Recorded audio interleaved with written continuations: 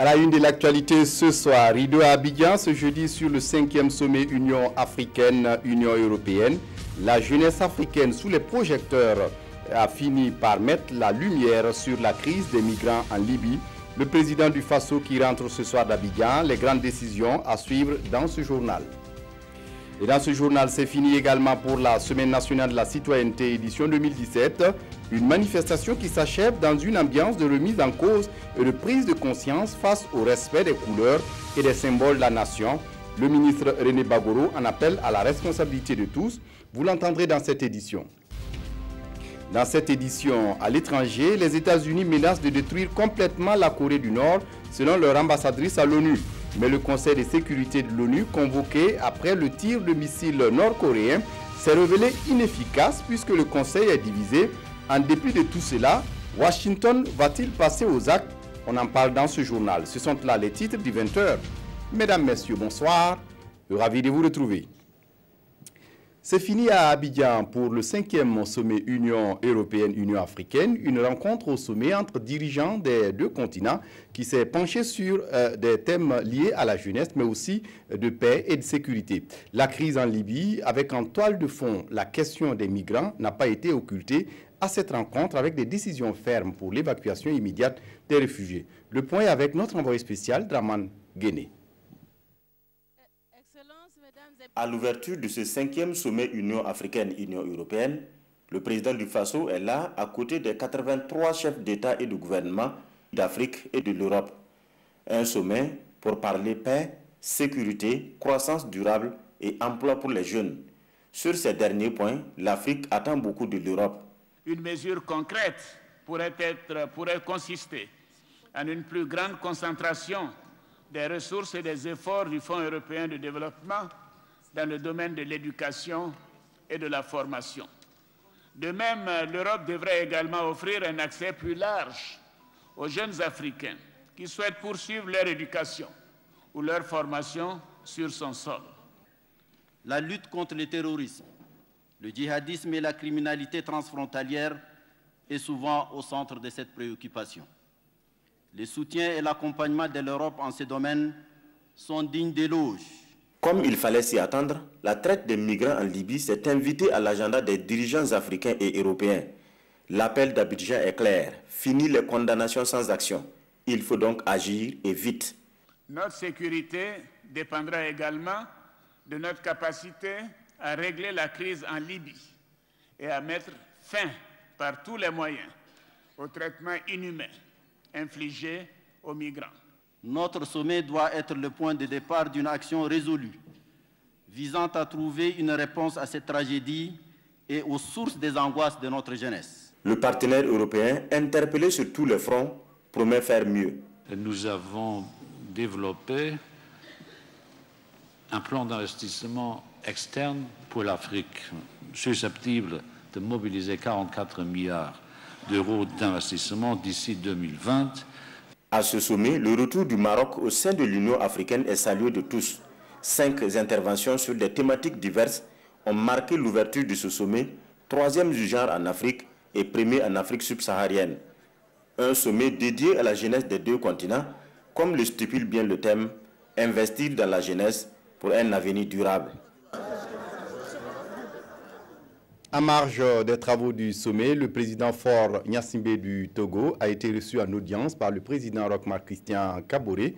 Les deux chefs d'État se sont entretenus en tête-à-tête peu après l'ouverture officielle du sommet, mais rien n'a filtré de cet entretien. Le Conseil des ministres s'est réuni ce jeudi à décider du bitumage de la route Gunguin-Fadan-Gourma, frontière du Niger. Les travaux qui vont coûter 126 milliards de francs CFA et dont le financement est assuré en partie par la Banque africaine de développement. Et après Zaktouli, le gouvernement envisage la construction de 8 autres centrales solaires sur le territoire. D'autres décisions du Conseil des ministres avec Tanga Robert Kafando. L'exécution du budget et la trésorerie de l'État exercice 2017 au 30 septembre 2017 est l'un des dossiers qui ont été examinés au Conseil des ministres ce jeudi 30 novembre 2017. Et il ressort qu'à l'analyse des comptes au 30 septembre, nous avons un solde budgétaire excédentaire de 94,21 milliards de francs CFA contre un solde global déficitaire de 383 millions 32 milliards de francs CFA. Donc 94 milliards 21 pour un solde global déficitaire de 383 millions 32 milliards de francs CFA.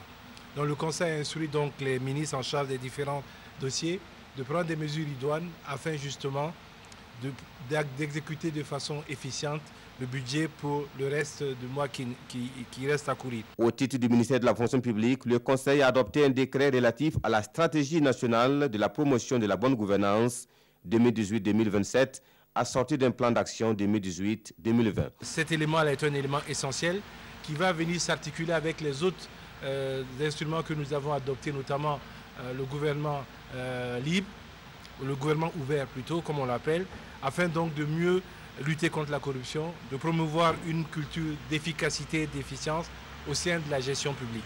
Le ministre de l'Administration territoriale et de la décentralisation a fait au Conseil l'état d'avancement des travaux du 11 décembre à Gawa, où le Premier ministre est attendu dimanche pour la réception des infrastructures. Le ministre des Infrastructures, lui, a fait le point du projet de renforcement et de bitumage de la route Gounguin-Farangourma-Piega-Fontaine-Niger, approuvé par la BAD, la Banque africaine de développement. Il s'agit d'un projet dont le linéaire total fait 218 km, d'un coût global de 126 milliards de francs CFA. Le Conseil a également donné autorisation au ministre de l'Énergie d'engager des procédures de sélection pour la mise en œuvre de 8 projets de centrales solaires, dont 2 à Ouagadougou. À l'Assemblée nationale, le président de l'Assemblée nationale a accordé aujourd'hui 2 audiences, d'abord à l'ambassadeur de l'Égypte au Burkina, mais aussi à l'ambassadeur du Royaume d'Arabie Saoudite dans le pays. La coopération entre ces 2 pays et le Burkina Faso était au centre des échanges. L'Égyptien a surtout parlé de coopération sécuritaire, tandis que le diplomate saoudien souhaite la création d'un groupe d'amitié entre l'Arabie Saoudite et le Burkina Faso. Salif Belem, Vincent Tiendrebego. L'ambassadeur du Royaume d'Arabie Saoudite au Burkina a été le premier à être reçu par le président de l'Assemblée nationale. Le diplomate saoudien est allé parler de renforcement des liens entre le Royaume et le Burkina Faso et souhaite la création d'un groupe d'amitié entre les 2 pays. Nous avons discuté des relations solides qu'il y a entre le Burkina Faso et le Royaume d'Arabie Saoudite. Nous avons aussi discuté de la possibilité de créer un groupe d'amitié entre le Royaume d'Arabie Saoudite et le Burkina Faso. Nous avons également évoqué le succès qu'il y a eu grâce au pèlerinage de cette année, où il y a eu plus de gens qui sont partis faire le pèlerinage que d'habitude. La coopération entre l'Égypte et le Burkina Faso a également fait l'objet d'échanges entre l'ambassadeur égyptien et le chef du Parlement burkinabé. Une coopération qui couvre plusieurs domaines, y compris la sécurité, d'autant que l'Égypte est aujourd'hui plus que jamais confrontée aux attaques terroristes, en témoignent les récents événements dans le Sinaï. Aussi, Hicham Nagui a confié avoir fait l'invitation à Alassane Bala Sakandé pour une visite au Caire. Sécurité toujours, le G5 Sahel vient de former ses cadres des forces de sécurité de ces pays membres. Réunis à Ouagadougou depuis 3 semaines, ces officiers supérieurs ont pu revisiter les méthodes de conduite d'enquête policière et d'information judiciaire en lien avec la lutte contre le terrorisme. Le point avec Oumou Sissé. Diriger et conduire une enquête en matière de terrorisme, c'est l'exercice auquel s'est prêté ces policiers, gendarmes et magistrats du G5 Sahel. Durant 3 semaines, ils se sont appropriés les bonnes méthodes en matière de stratégie de la police judiciaire. Nous avons eu un volet qui était théorique, notamment concernant les différents mouvements terroristes qu'on rencontre dans le Sahel. Théorique par rapport à la procédure pénale. En même temps, nous avons un volet pratique sur la conduite des opérations dans l'interpellation, la perquisition ou la scène de crime. Ça nous a permis de revisiter les techniques classiques d'enquête judiciaire et ça me permettra dans l'avenir de confronter en réalité une scène d'enquête terroriste. Cette formation technique assurée par le Collège sahélien de la sécurité est le début d'une série de renforcement des capacités financées par l'Union européenne. L'objectif est d'appuyer le G5 Sahel dans la lutte contre le terrorisme. L'Union européenne est très heureuse d'appuyer cette formation parce que c'est une formation qui est voulue par les 5 pays du G5 Sahel. Et comme vous le savez, l'Union européenne appuie fortement le G5 Sahel. L'Union européenne appuie aussi un certain nombre de programmes régionaux et aussi nationaux. Le Collège sahélien de la sécurité est l'organe de formation du G5 Sahel. Il est géré par un conseil d'administration et son siège est à Bamako au Mali.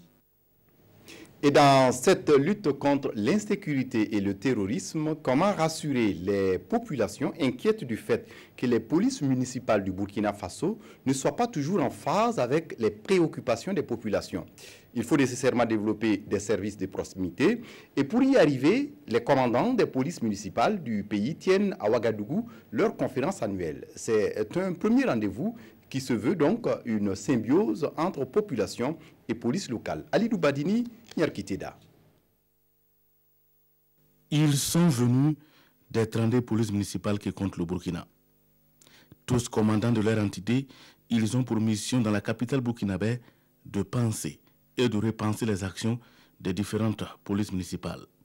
Angers, les mettre en phase avec les préoccupations sécuritaires du moment en adéquation avec les besoins des populations. Nos populations aujourd'hui sont inquiètes parce que la police municipale, ou bien les polices municipales, parce que c'est toutes les communes, les responsables des polices municipales de toutes les communes qui sont là aujourd'hui, sont plus en phase avec leur population. Donc il faudra faire en sorte que ceux qui doivent donner comme service de proximité, que cela se sente et que cela soit une réalité. Pour y arriver, ils iront à l'école de la bonne gouvernance, une gouvernance qui va incarner les intérêts des collectivités dont ils sont issus.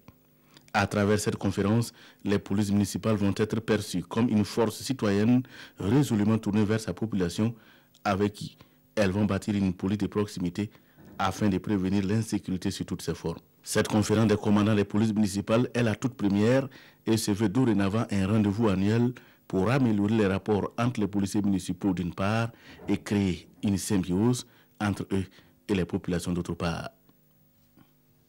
Je le disais en titre, c'est fini pour la Semaine nationale de la citoyenneté édition 2017. Une manifestation qui s'achève dans une ambiance de remise en cause et de prise de conscience. En somme, un changement de comportement. Le ministre en charge de la promotion civique en appelle à la responsabilité de tous, Paul-David Bambara, Frédéric Etienne Bassenga. La 14e édition de la Semaine nationale de la citoyenneté s'achève dans une ambiance empreinte de remise en cause. Appelés à réfléchir sur le respect des couleurs et des symboles de la nation, gage d'une citoyenneté responsable et de l'unité nationale, ils sont tous unanimes à cette clôture. Il faut un changement de comportement. René Bagoro, ministre en charge de la promotion civique, en appelle donc à la responsabilité de chacun.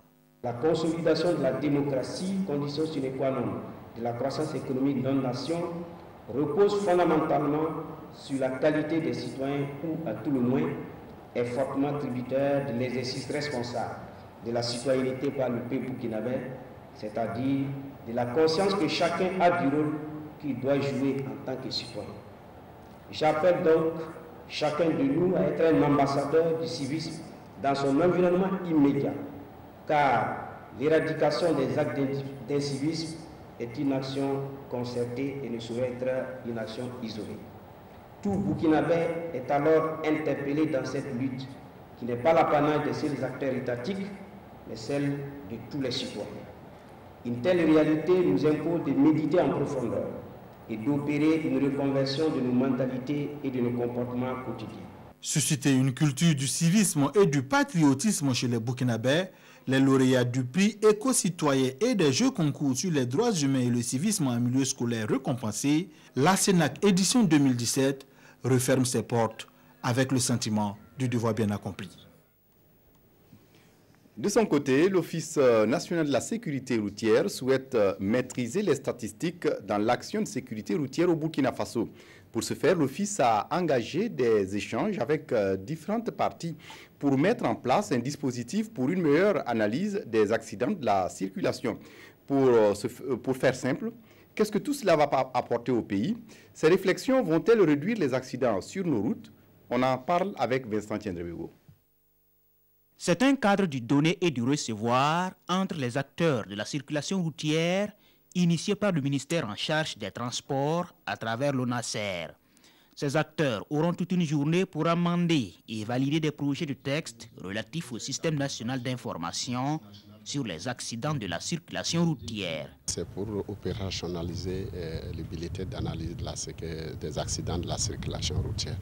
En effet, on a donné les statistiques des accidents de la circulation aujourd'hui font lésion. Alors pour mieux maîtriser justement les statistiques, il faut mettre en place un dispositif qui définit le rôle des acteurs et les outils à mettre en place pour pouvoir faire une meilleure analyse des accidents de la circulation. L'impact immédiat, une fois qu'on a pu analyser convenablement les accidents de la circulation, nous pourrons donner des réponses aux problèmes qui ont été relevés. Cet atelier s'inscrit dans le cadre des directives de l'UEMOA portant gestion de la sécurité routière dans les États membres. Il s'agit en fait de valider 3 textes. 3 textes. Le premier, c'est en fait la transposition des textes communautaires au niveau du pays. Donc la directive numéro 12 et la directive numéro 14 de l'UEMOA concernant tout ce qui est accident routier dans l'espace UEMOA. Au terme de cet atelier, les participants devront arrêter un document cohérent. Un document qui doit permettre d'établir l'état des lieux des accidents de la circulation routière, d'orienter et d'évaluer l'efficacité des actions de promotion de la sécurité routière au Burkina Faso. Autre actualité dans ce journal, presque 20 ans que toute la lumière n'est pas encore faite sur l'assassinat du journaliste Norbert Zongo. Mais pour un devoir de mémoire et d'hommage, la Société des éditeurs et de la presse privée au Burkina et le comité d'initiative Henri Sebgo organisent la journée du 13 décembre 2017 à Koudougou comme une journée d'activité très chargée. Un don des livres à la bibliothèque de l'université Norbert Zongo de Koudougou, mais aussi une adaptation théâtrale du roman Rukbenga du journaliste seront quelques-unes de ces activités. Siedi Larien, Oumar Zombré. Une journée de devoir de mémoire et d'hommage pour le journaliste Norbert Zongo, encore connu sous le nom de plume de Henri Sebgo. Cette journée, annoncée pour le 13 décembre à Koudougou, marque les 19 ans de l'assassinat du journaliste à Sapui. Et pour que ses œuvres littéraires et journalistiques lui survivent, en attendant l'élucidation du meurtre, la Société des éditeurs de la presse privée, CEP, et le comité d'initiative Henri Zongo, CIHS, annoncent une série d'activités dont un don de livres et une conférence publique à l'université Norbert Zongo de Koudougou. Au-delà de la conférence, des conférences et la remise de livres à la bibliothèque de l'université, il y aura effectivement dans la soirée une représentation théâtrale. Et l'œuvre choisie pour l'adaptation au théâtre est Rukbenga. Elle traite de la résistance. C'est l'histoire de 2 personnes, donc un jeune Bouaba qui s'appelle Soura, et puis Dakio Soura, et puis il fait la connaissance plus tard d'un jeune Gourounsi qui s'appelle Baïle Bepio. Donc c'est la stratégie de lutte, le plan mis en œuvre pour combattre le colon. C'est cette lutte-là que nous mettons en scène. Pour les conférenciers, ce devoir de mémoire est une sorte de résistance pour un journaliste et écrivain en avance sur son temps. Des actions sont en vue pour vulgariser ses œuvres et continuer le combat pour que la lumière soit faite sur son assassinat. Et puis ce constat, avant de poursuivre, les centres de santé au Burkina manquent de personnel en ophtalmologie, environ une trentaine dans tout le pays. Et face à ce déficit en personnes de ressources, la réflexion est menée pour mettre à contribution les autres agents de santé. Ces derniers pourront être formés pour conduire des opérations sur l'œil. Mais avant, il faut s'accorder sur des préalables. Des détails avec Moumouni Soubega. Ces acteurs de la santé sont à la recherche de stratégies pour pallier le déficit des médecins ophtalmologues au Burkina. Il y a à peine une trentaine de spécialistes en ophtalmologie pour tout le Burkina et le département de la santé entend inverser la tendance à travers le recrutement du personnel. Vraiment les principes qui nous ont guidés ici, quelles compétences il faut pouvoir donner à ces différents profils qu'on va recruter, quelle est l'équité des soins qu'il faut pouvoir donner. Parce que là aussi il faut parler, on est en milieu rural, on est en milieu urbain, On est dans le public, on est dans le privé, il doit y avoir une équité par rapport à ces soins. Lorsqu'une personne perd la vue, son espérance de vie diminue de 13 ans, selon les spécialistes. Pour ces derniers, cette rencontre revêt d'une importance capitale. Ce que vous avez investi pour vous occuper de la vue, vous récupérez au moins ce que vous avez perdu et vous pouvez récupérer jusqu'à 4 fois ce que vous avez investi. Je ne crois pas qu'un décideur ne puisse pas concourir à ce que nous souhaitons, à savoir le changement qu'il ait lieu. On a regardé chaque cadre, donc chaque cadre de métier qui doit mettre en œuvre la santé oculaire, donc les ophtalmologistes, les attachés de santé en ophtalmologie, mais aussi la santé oculaire au niveau primaire et au niveau communautaire. Et c'est cet aspect holistique à tous les niveaux de la structure de santé, c'est ça que nous voulons vraiment voir pour que les populations aient vraiment accès aux services de santé, de soins oculaires. Les responsables du ministère de la Santé espèrent que la feuille de route qui vient d'être mise en place permettra d'augmenter les ressources humaines en santé oculaire d'ici à 2020. La centrale d'achat des médicaments essentiels génériques et des consommables médicaux CAMEG fête un quart de siècle d'existence et de présence au Burkina Faso. 25 bougies que la centrale compte souffler ce 2 décembre, mais avant une série d'activités pour marquer l'événement. Ismaël Diloma Sirima.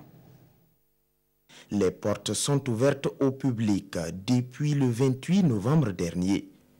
Occasion de permettre aux visiteurs de comprendre les missions, les visions et les différents circuits de la CAMEG. Nous gérons nos produits par lot pour une question de traçabilité et pour faciliter aussi les rappels de stock en cas de problème. On expliquait un peu comment est-ce que se fait la libération des lots. Nous avons un département assurance qualité qui s'occupe de cette question de contrôle des qualités des produits avec le laboratoire national de santé publique, avec l'autorité nationale de régulation du secteur pharmaceutique. Parmi les visiteurs du jour figurent des étudiants. Certains d'entre eux sont de simples curieux et d'autres sont intéressés par la logistique de la CAMEG. L'école, c'est la théorie, on voit. Ici, c'est vraiment la pratique. On a vu beaucoup de choses, les palettiers, les palettes et comment on classe les médicaments.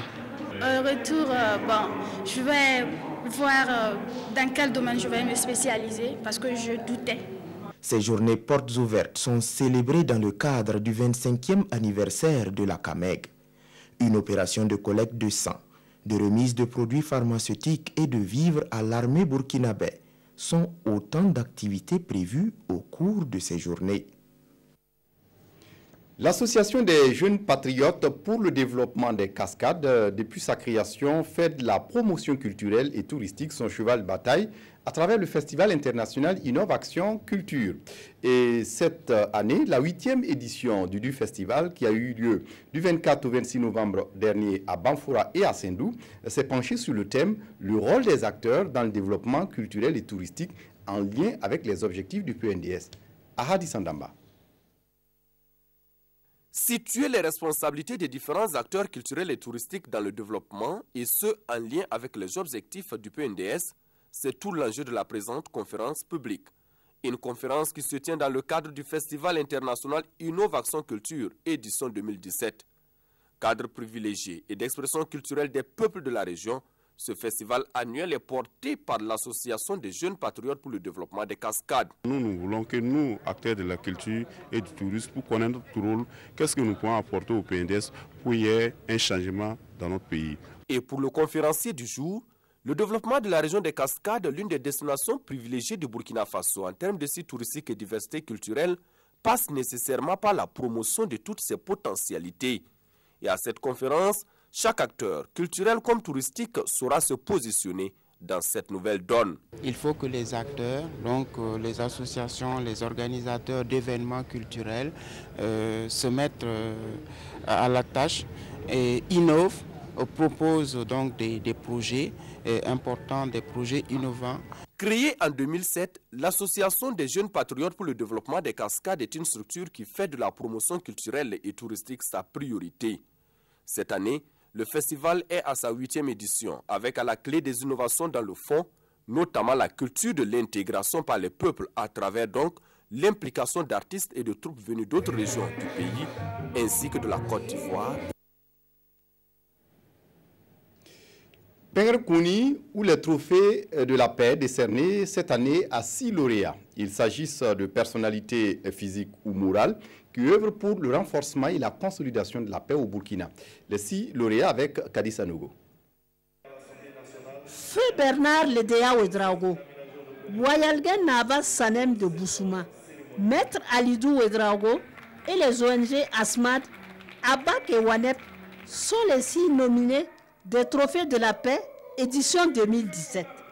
Ces lauréats reçoivent ici des distinctions en guise de reconnaissance pour leurs actions en faveur de la paix. On vient d'être lauréat du prix Pengerkouni. Et je dis seulement que ce sont des initiatives qui consacrent et récompensent des hommes et des femmes de bonne volonté au niveau de notre pays. Donc je n'ai que des mots de remerciement et d'encouragement à l'endroit de l'initiateur Bamos Théo et je l'encourage dans sa perspective. À l'occasion, 5 entreprises ont aussi reçu des trophées d'honneur et de reconnaissance pour leur soutien à cet événement. Pour le promoteur, la paix est l'œuvre de tout le monde. La paix au Burkina Faso, ce n'est pas pour ceux qui sont au pouvoir, ce n'est pas pour ceux qui cherchent le pouvoir, ce n'est pas pour les OSC, ce n'est pas pour les organismes, ce n'est pas pour les artistes, c'est pour tout le monde. Et c'est notre façon aussi de contribuer de façon modeste à galvaniser aussi les gens qui sont des exemples dans leur milieu, qui ont un comportement qui sont des références. C'est par un sketch sur l'incivisme et dans une ambiance musicale que les partisans de la paix se sont dit au revoir. Ils espèrent qu'il y aura plus de nominés l'année prochaine. À l'étranger, les États-Unis menacent de détruire complètement la Corée du Nord, selon leur ambassadrice à l'ONU. Mais le Conseil de sécurité de l'ONU, convoqué après le tir de missiles nord-coréens, s'est révélé inefficace puisque le Conseil est divisé. En dépit de tout cela, Washington va-t-il passer aux actes? Pas si sûr, selon des experts. Les États-Unis menacent de détruire complètement le régime nord-coréen en cas de guerre. Alors que Kim Jong-un a déclaré la Corée du Nord puissance nucléaire, le Conseil de sécurité de l'ONU s'est réuni d'urgence après le dernier tir de missile intercontinental d'une portée inédite. Pour l'ambassadrice américaine, Pyongyang a choisi l'agression. Nous n'avons jamais cherché la guerre avec la Corée du Nord et aujourd'hui encore nous ne la cherchons pas. Si la guerre vient, ce sera à cause des actes continus d'agression comme ceux dont nous avons été témoins hier. Et si la guerre vient, ne vous y trompez pas, le régime nord-coréen sera totalement détruit. Washington a exhorté la Chine notamment à cesser toute livraison de pétrole à Kim Jong-un. Moscou reconnaît la provocation nord-coréenne, dit ne pouvoir accepter un statut nucléaire pour la Corée du Nord, mais affirme qu'il n'y a pas de solution militaire à cette crise. Nous demandons fermement au régime nord-coréen de cesser ses tests nucléaires et ses tirs de missiles. Et nous appelons les États-Unis et la Corée du Sud à ne pas mener les manœuvres militaires de grande ampleur prévues début décembre. Cela ne ferait qu'aggraver une situation déjà explosive. Le Conseil de sécurité de l'ONU en est à 8 trains de sanctions contre la Corée du Nord pour contraindre ce pays à suspendre ses programmes d'armement balistique et nucléaire jugés menaçants pour le monde. Les 2 derniers ont été adoptés après des tirs de missiles intercontinentaux et un 6e essai nucléaire. À suivre sur la RTB ce vendredi 1er décembre, le tirage au sort de la Coupe du Monde Russie 2018. Plateau d'animation à partir de 15h30, puis tirage à 16h. En direct du Kremlin. Et puis en bref, toujours, la dépouille de l'ancien Premier ministre Issouf Ouedraogo, décédé le 17 novembre dernier, arrive ce 4 décembre prochain à Ouagadougou et l'enterrement est prévu à Tikare, son village natal, le mardi 5 décembre à partir de 10h. On referme ce journal avec la revue de presse des quotidiens.